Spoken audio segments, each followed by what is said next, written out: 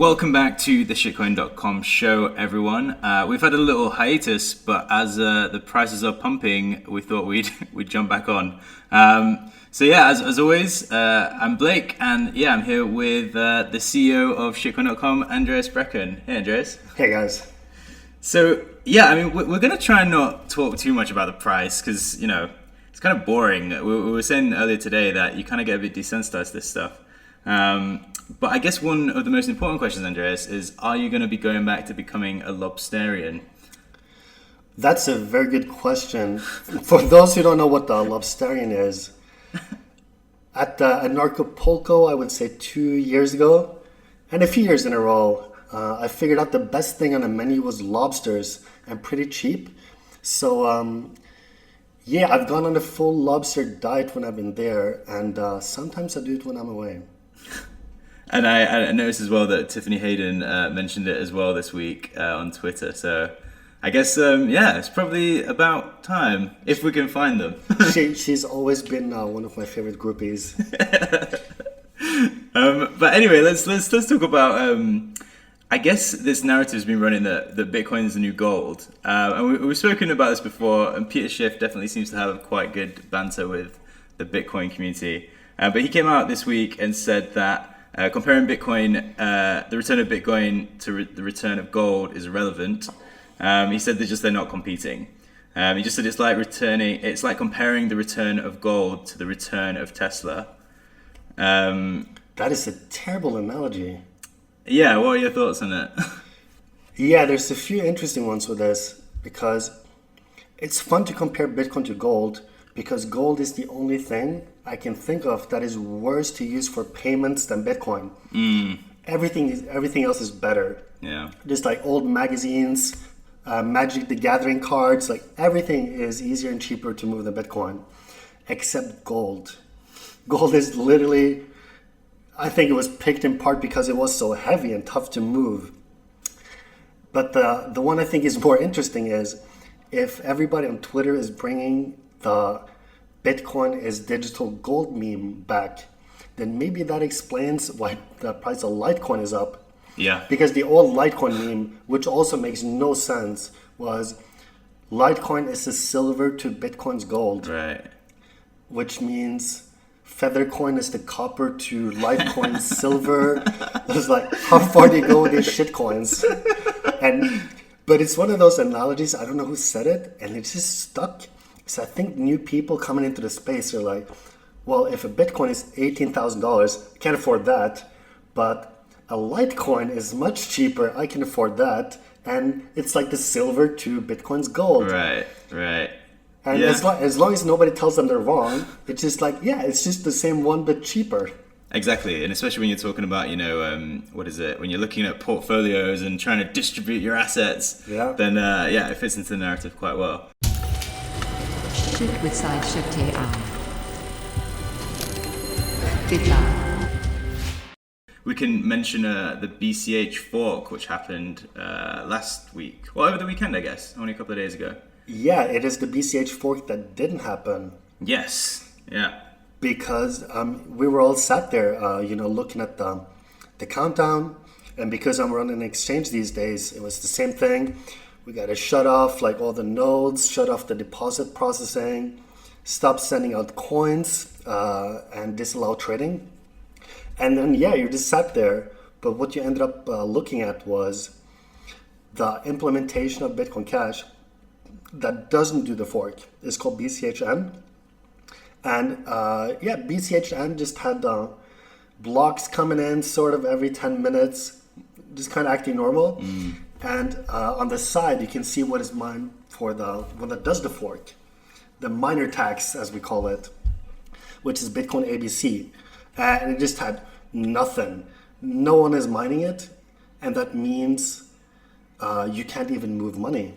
Yeah. So I was kind of sat there waiting for the price of the ABC coins to hit just zero on Bitfinex.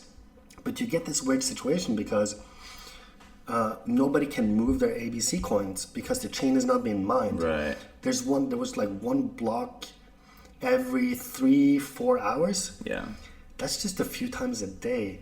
So it's I guess it's also less useful as payment than BTC now. Yeah, It's like it would be quicker just to send checks in the mail. that's true. Yeah, Same day delivery, you know? I haven't checked the price, but we'll definitely be sure to flash it on the screen at the time of posting this.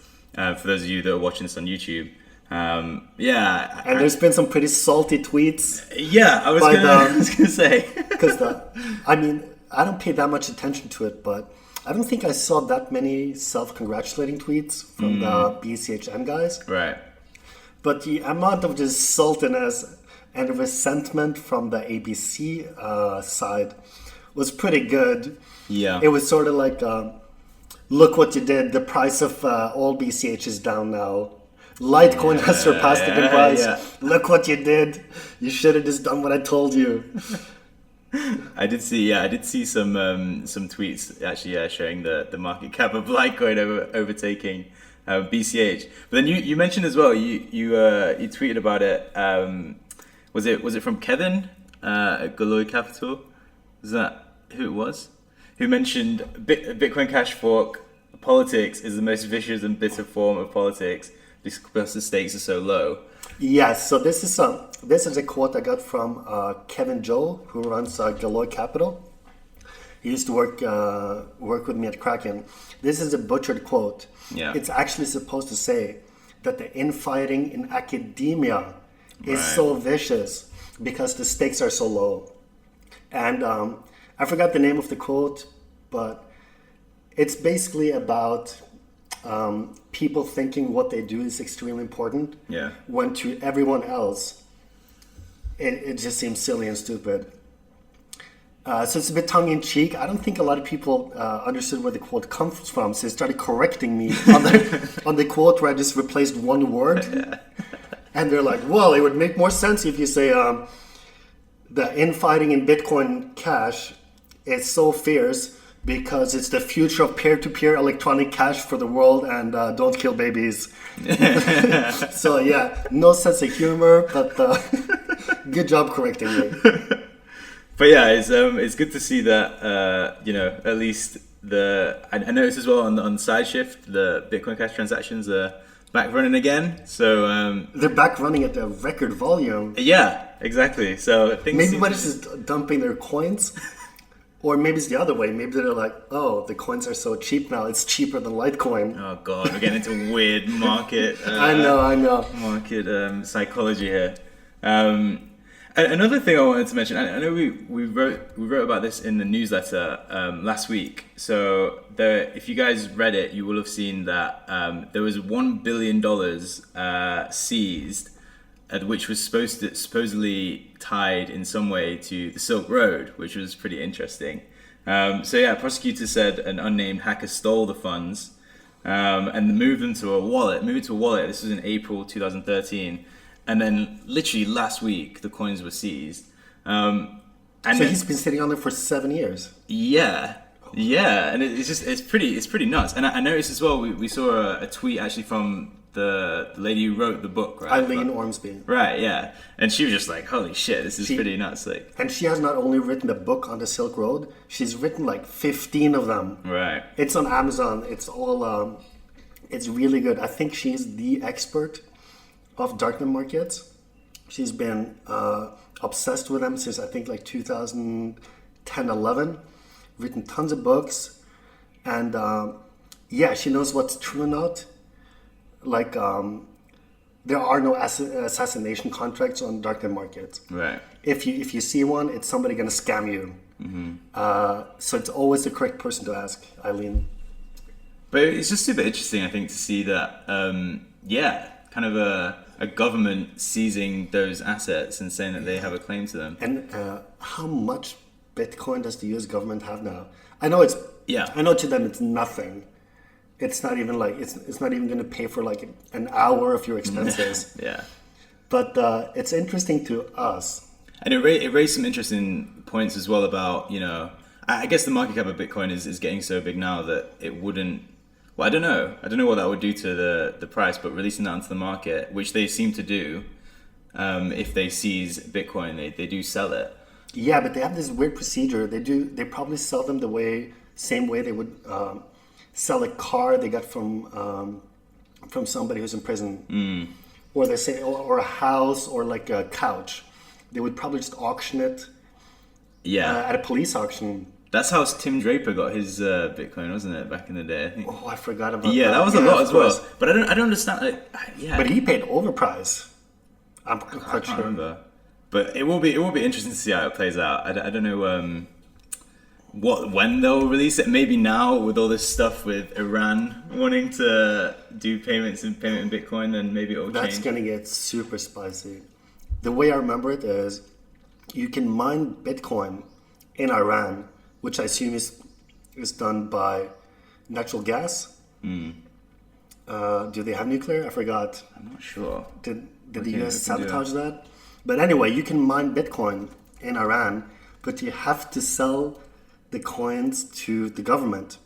And they probably give you, I don't know what they're using, Iranian shekels? I don't know the name. But you got to get their fiat shitcoin for your BTC that you're mining. So what do you do then? Like, use the fiat to buy Bitcoin somewhere else? Right. Because like nobody wants Iranian money. That's certain. They all just want the Bitcoins. Yeah, it's leading to some interesting. They do have nuclear though, which is They do. Okay. yeah. So I guess they're pumping out that. Yeah, I guess that the US/Israeli computer virus they made didn't ruin all the reactors. I believe it's called Stuxnet. Okay, I didn't know about that. Oh yeah. They made a computer virus that sabotaged centrifuge firmware Wow. in parts of the reactor. So it just reported like it was running at a different speed than it was. Yeah. To break them. Man, that's nuts. Yeah, there's some high level stuff. Yeah. We will save those chats for another time. We're looking to get some more spicy guests on in the near future too, so look out for that. We're gonna start rolling these out every couple of weeks. But yeah, it's been a pleasure, and we will speak to you guys soon.